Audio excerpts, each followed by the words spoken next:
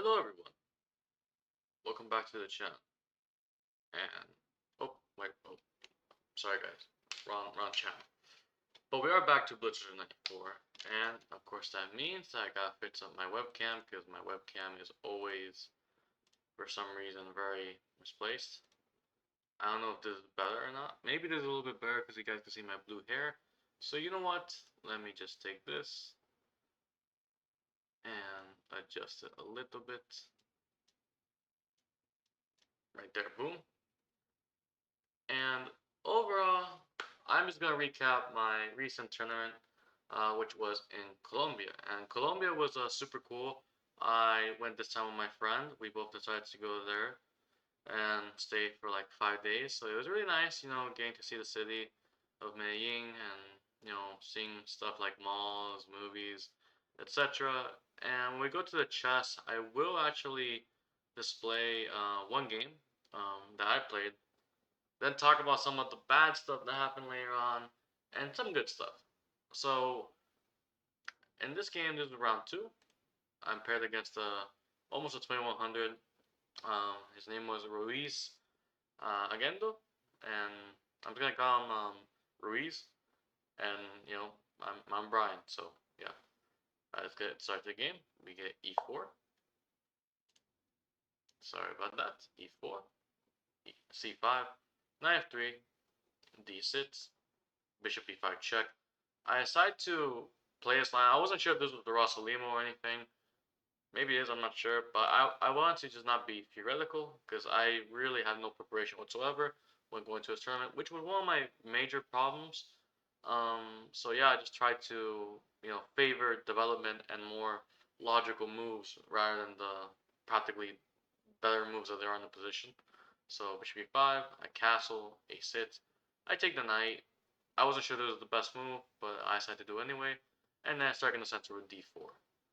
And we create this conception eventually where my queen is simply in the center. I'm going to try to push for ideas like c4 and maybe enter like a weird Maraxi bind. Maybe my bishop goes on b3.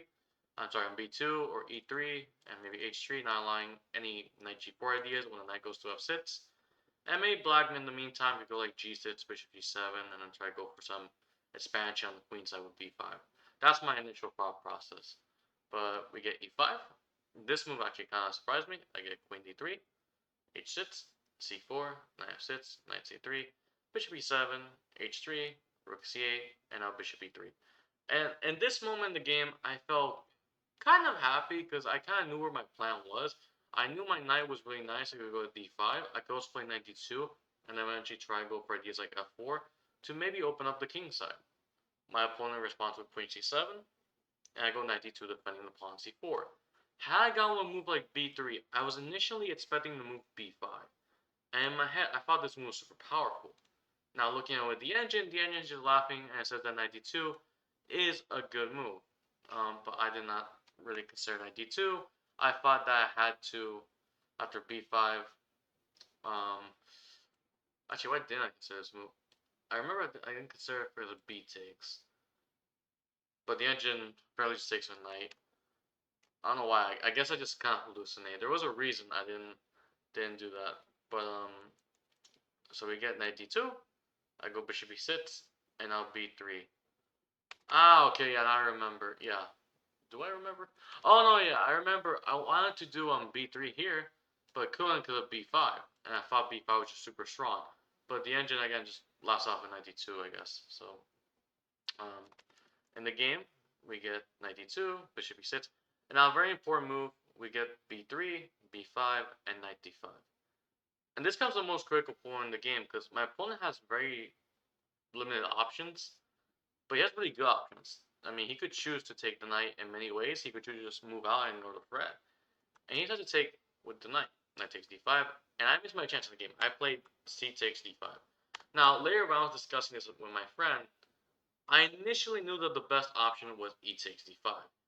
But I just kept doubting myself and second guessing, because the point was, if I turn off the engine, I thought after e takes, bishop d7, f4, f5, here, I thought that there was nothing. I thought that if I were to take, now black gets the two pawns, maybe coming with e4, f4, And I played like a simple move, like I don't know, I thought maybe like e4, queen e2, and just kingside castle. I thought my position would kind of be a little bit dangerous, but again, the engine just simply laughs it off and just says that white is completely better. Which I did not. Oh, it's my turn. Sorry. Which I did not really feel. I thought I was just completely worse here. But again, the engine laughs off. Here, supposedly, after e takes, so let's just go again. Here after f4, f5, takes. Apparently, I'm just completely better with the move. Rook takes f5! Which put the engine right now is like literally +2 advantage on def9, which is insane using the Leech's engine. Because apparently, just all black's pieces, the king's wide open, there's no way a castle. My nicely placed, these pawns could be passed pawns. Rook is going to f1, queen g6 check is coming in. The knight can maybe find a place on e4. And overall looks pretty good for white pieces, and my activity is just simply off the charts.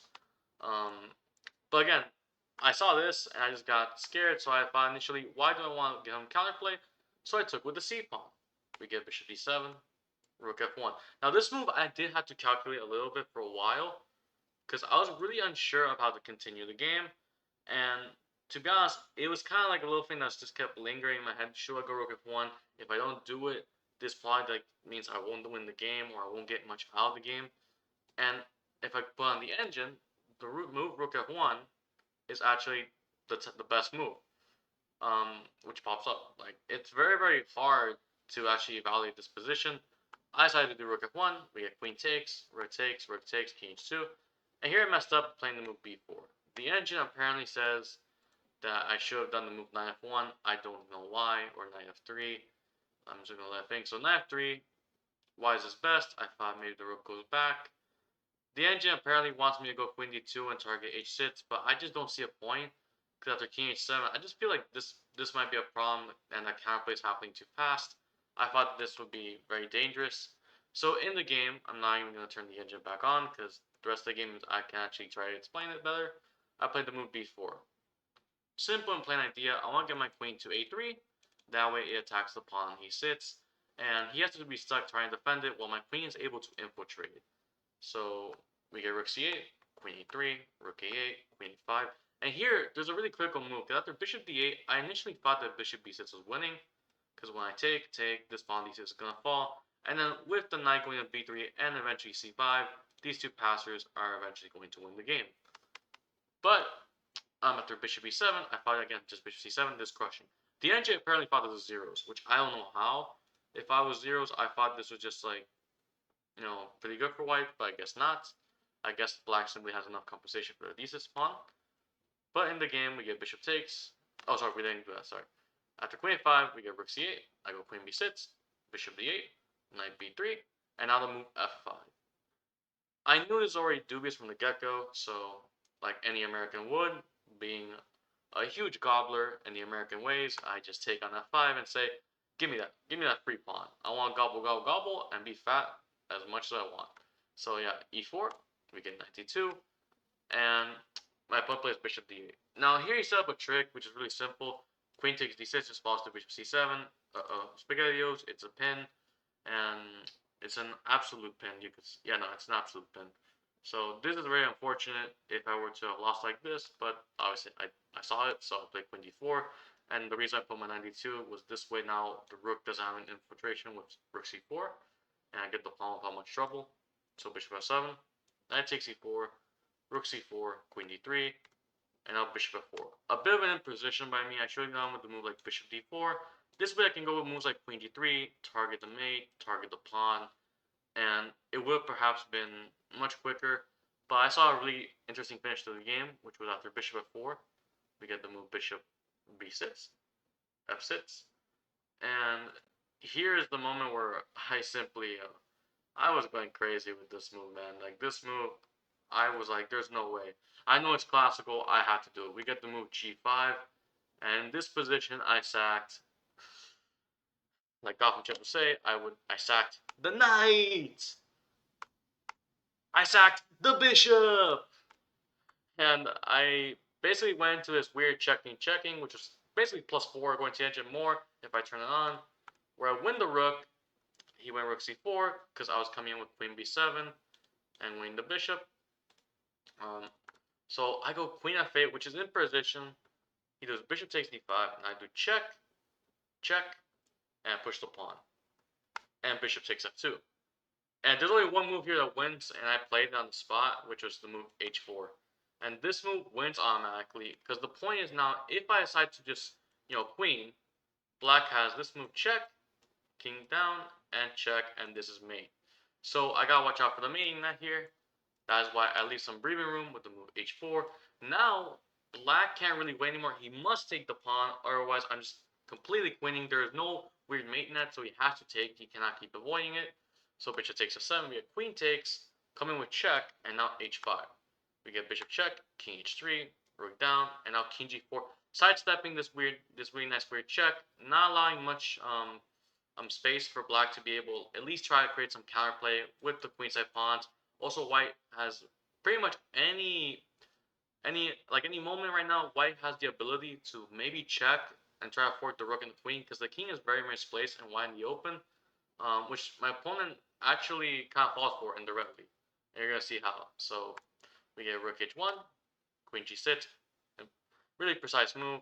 We get rook here, and I push the pawn, and this is where my opponent kind of fell for it, because again, he thought that he could go after his pawn, but just queen check. So when I pushed the pawn, he just simply resigned the game because he realized he couldn't take this pawn. And he wanted to create his own pass pawn, but it was not possible. So yeah, that was my best game. That, in a nutshell, was the best game I played in the event by far. There wasn't a single game that ever came anywhere close. That was pretty much the best game. I think this game I played at around 94% accuracy according to the Leech's engine. It was my best game, and it really goes to show you that, again, I could compete with these guys. I could, beat 2100s. I could beat 2000s.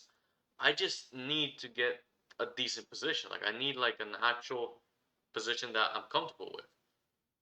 If we look at another game that I played, and this is going to show you one of the problems I have with opening theory. Let's go to this game right now. This is the last game I show. I'm just going to skip this one. I'm not really going to go too in depth because I don't want to make the video so long. Um, Let me just move a little bit here. I think you guys can. Oh, a little bit. I think right here. Is that right? A little bit more. Okay, perfect. So if we look a little bit closer, let me just move a little bit more there. Yep, there we go. I'm gonna show you what I mean. So e4, I was blocking this game. C6, knight f3, d5, knight c3, bishop g4, h3. We get bishop takes, e6, d4 takes. And after this very, I guess you could say, kind of typical Carl Khan dynamic where white is just trying to go ham on the king side, and you gotta have to make these hectic decisions as black on what to do. Should I castle? Should I not castle? Etc. I play the move castle. We get bishop e3 and now king h8, which at this point everything just starts going wrong in the game. We get queenside castles, now a5, queen h4, and rook e8.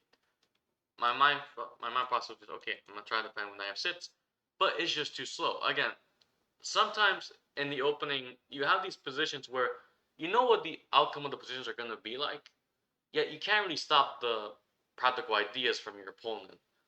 And in this position, really, if I just go to like my perspective, actually, you know what's coming. You know g4 is coming. You know ideas like rook g1, maybe rook lifts, like some bishop h6, maybe sacking. You know all these ideas. Maybe this knight could eventually reroute maybe to d6 or g5, and there's so much pressure. There's like a pressure point in black's position, and all these pieces from my side are just too quick for the attack. I have no pieces on this side of the game that can attack, which is simply what my opponent takes advantage of. He plays the move g4.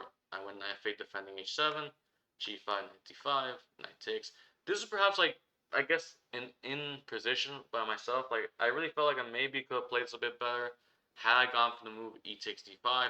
I did not like it because I thought f4 was just coming. And if we turn on the engine here, apparently if you play f4, it's kind of equal to the move bishop takes g5, which, alright, so let's just say, I don't know, let's just say you go bishop d2, now f4 is a move. The engine would have gone a4, and now f4, and this position is coming apart. Black is just going to be suffering here. White's coming in with simply f5, f6, cracking open the position, and it's game over. This is why I hate the Caro-Kann, because at a certain level, it just doesn't work anymore. The Caro-Kann is simply, you have to know how to navigate these middle game positions, and when you're just being attacked by all sides, and if you manage to defend most of the complications from that middle game and from the opening, you should get a promising endgame in which you should really never lose. But it's getting to that certain point, which is the hard part. So yeah, we get knight d5. I choose to take with the queen, king b1, b5, bishop b4. At this point in the game, I'm kind of very just dead. There's nothing else better here for me to do. I'm kind of just lost. And my opponent actually finds a really concrete plan. He goes queen h5. Point being that after I play this horrendous move bishop d6, he reroutes the queen to f6, to f3.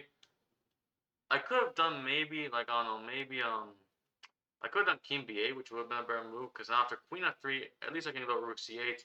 But now white just comes with h4, h5, h6, and it's not easy. It's very sufferable. So I decided to just go bishop d6, and I let him do queen f3. I was giving this pawn, well, not giving this pawn, but I was giving him time to just go h4. I went g5, h5, queen e7, and now g6.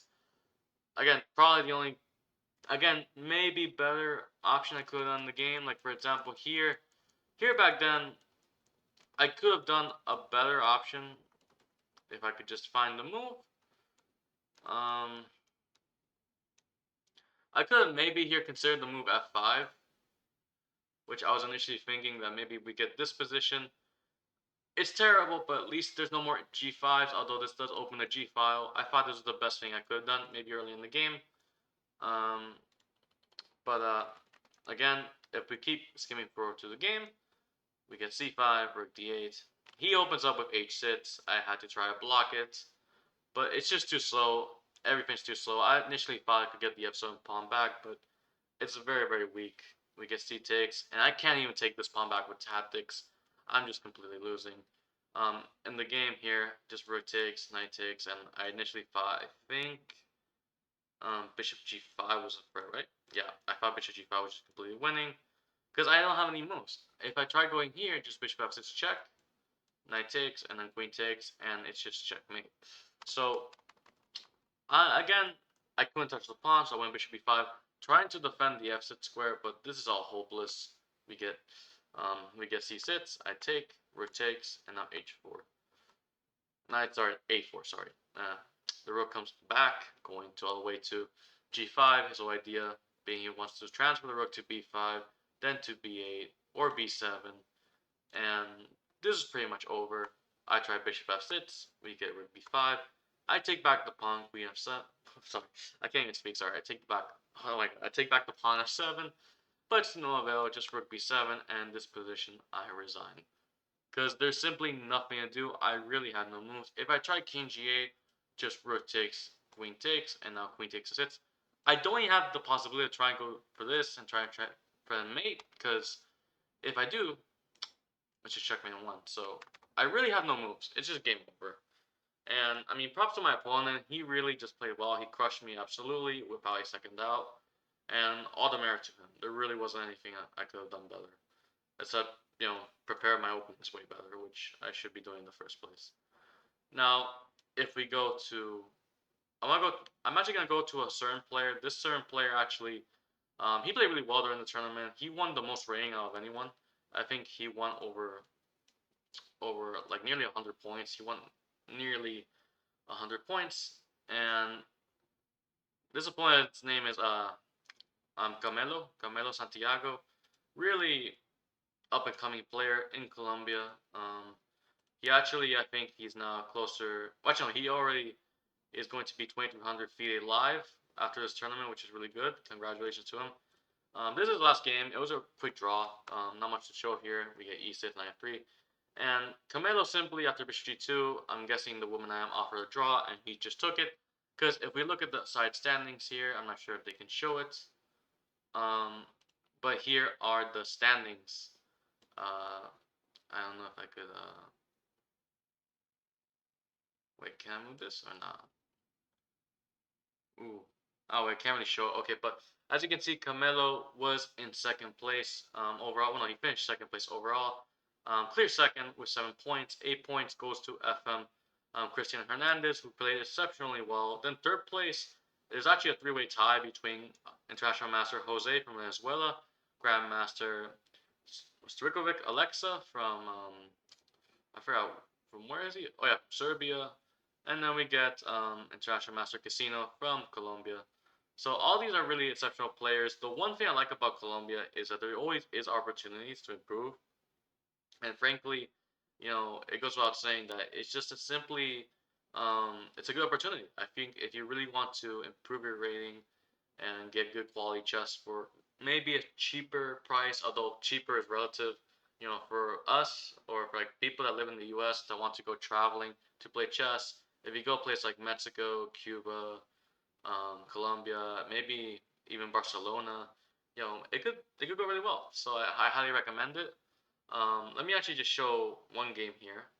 This is actually the last game in the last round. This was between FM Christian and I am Roa, International Master Roa. So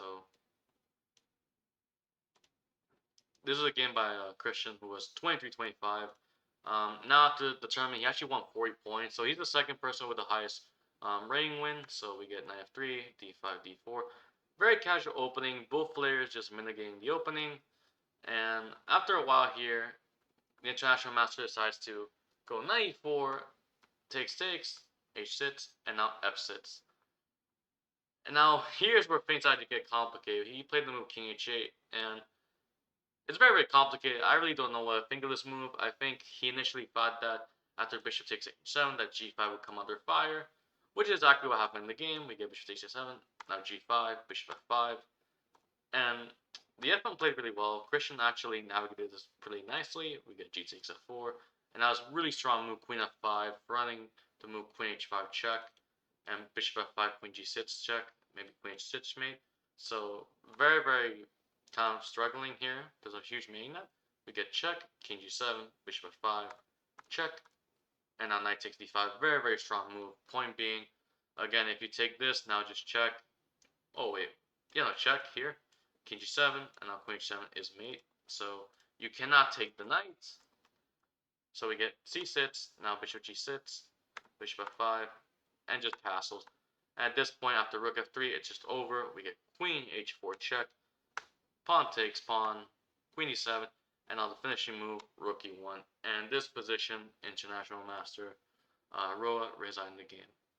So, congratulations to FIDE Master Christian. I really hope that he is inching towards that International Master title. The only bad thing about these types of tournaments is that they're like local tournaments. You don't really get the opportunity to clinch a norm. Even if you do like 7 or 8 out of 9, it unfortunately doesn't work like that. But the good news is you do get quality experience. You are able to play GMs and IMs from other countries and very, very strong players. So I was really very fortunate to place Colombians, these up and rising stars. I am very grateful for the opportunity. And along the way, not talking about chess stuff anymore. If you guys want, you can skip. I haven't posting timestamps in the video. But if you guys want to see, here's actually a picture of us with a few of the strong players in the field. Let me just show you. So we go to like some of the images here. Let me show you. This was during the Blitz. In the Blitz, here's us with International Master. Okay, that's us right there.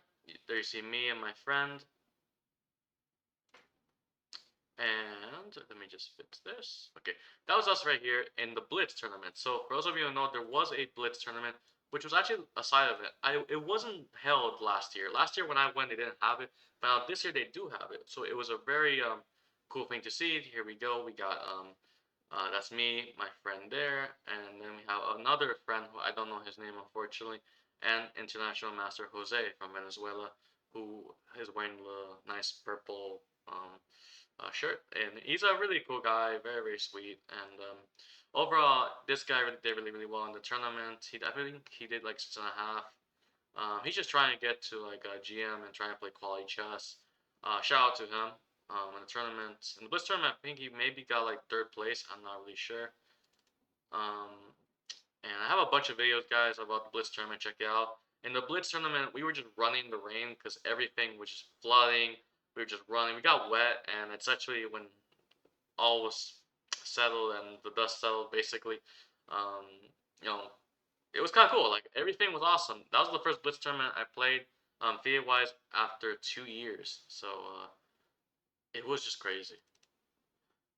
Here there's actually the first day that we went there. We went to like a mall. I believe we went to a mall in Medellin, and I actually bought Ryuk. Ryuk was actually really nice. I bought him for like uh, 50 mil Colombian pesos, which is really cool. Uh, and it's a really cool mini figure here. I don't know if any of you guys are anime lovers. Like I don't know if you guys watch Death Note, but I definitely love to get Ryuk. He's actually right here. Now, let me actually show you here Ryuk here. So this is really cool. Look at Ryuk in all its glory. We get a Ryuk there with the Death Note. So that's really cool right there. Yeah. I'm gonna throw Ryuk back. The only thing is my friend still has like the little stand, which you can see right there. He still has the stand. I got the wings and everything, and I got the bottom part, but I don't have the little stand that Ryuk came with. Alright, and let me show you actually one more photo, just so you guys can see it. We actually also went to another mall. We went to Arcadia to watch Tron. So for any of you guys who were very hyped to see the Tron movie, we did go see Tron. It was in Spanish, but we still saw it. And if I remember, oh yeah. Here's also one of the posters from within the theater. Is a really nice Colombian guy having his nice little snack of a soda with popcorn and a delicious burger. So yeah. And last thing here, let me show you. Also, for those of you who maybe have noticed, I'm not sure if you can see it really well through the camera. Maybe if I switch to you know, my camera to like USB, maybe it will be better. I think this might help a little bit. If you guys can see here, my hair is now blue. It is now blue, and as you can see here, this is actually the first time I go to a professional salon. I actually got my hair done. It was bleached, dyed, and it became this really nice blue. Um, which unfortunately I don't think you guys can see really well. You guys can't really see it really well here, which is unfortunate. But there's actually a really nice picture. I think I might have it here. Let me see if I can find it. Ah, okay. So here you can see my hair is now actually blue. There's actually a very bare picture. I just need to like find it really quick. Um, so give me 1 second, guys. Let me just find that picture and just like post it really quick.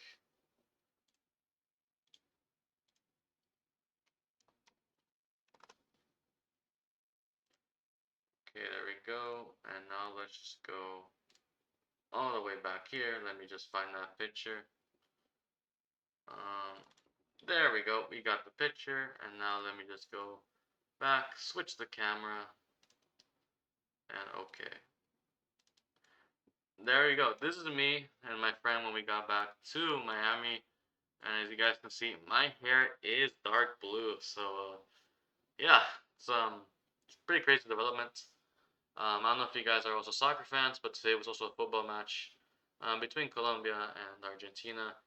Again, I'm not really that much of a Colombian, but my dad is Colombian, and so I wanted to show support. Um, yeah, there you go. My hair's all really, really nice, very blue. But again, you guys can't really see it that much. It's not really vibrant on camera, which kind of sucks.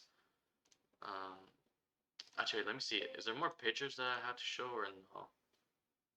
Um, yeah, there really isn't much of anything else. This was just simply. Oh wait, sorry. I don't know why this is like so big, but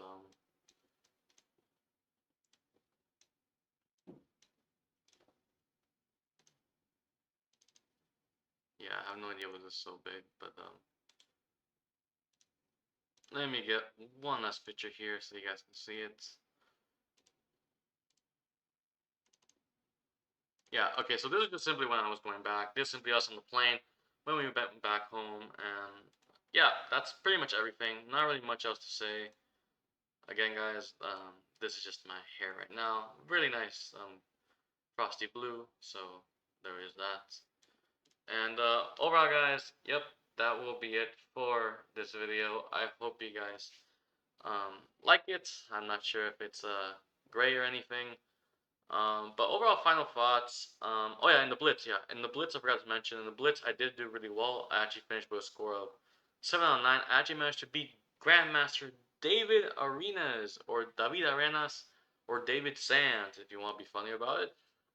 So that was a really cool video. I have a lot of videos again, which you guys can check out on the channel. They are for Blitz content, because again, your boy is the Blitz Wizard, not classical, but in Blitz.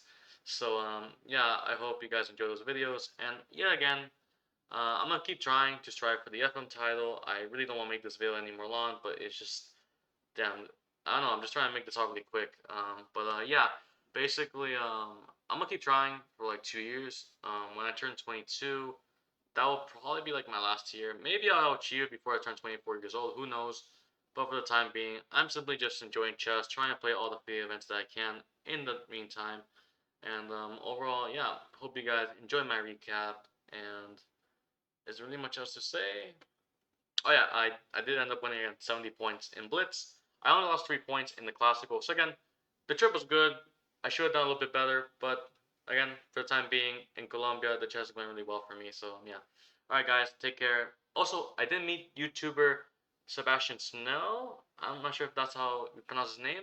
Sebastian Snell. I'm not sure. From Panama, so that was really cool. I'll shout him out in the video. I'll put a link to his channel in the comments below. So again, guys, all right, take care and peace. See you guys. Blitz Wizard out.